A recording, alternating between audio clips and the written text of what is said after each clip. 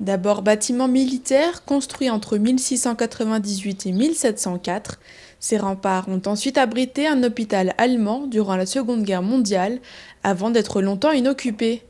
Mais depuis 2018, des artistes urbains de renommée internationale mettent de la couleur au mur blanc de ce lieu chargé d'histoire. On est là avec des artistes très contextualistes et qui n'ont pas du tout vocation à oublier le lieu. Au contraire, l'idée c'est de le réveiller.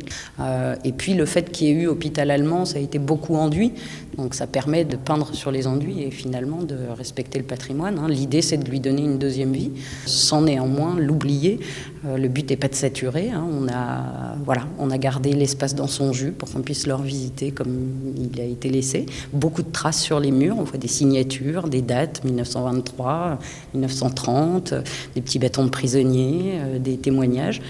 En 2 ans d'existence, le musée a déjà accueilli plus de 45 000 visiteurs venus découvrir les œuvres de 28 artistes différents. On a une configuration avec ce qu'on appelle des casemates, donc des salles, et qui ont permis de aussi donner à chaque artiste une salle de façon à ce qu'il puisse plus immerger dans son univers. On est dans une génération très immersive et très en interactivité.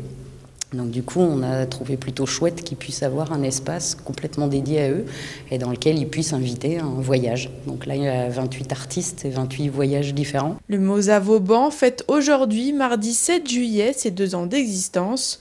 Pour l'occasion, le musée offrira une œuvre d'art à l'un de ses visiteurs ce week-end.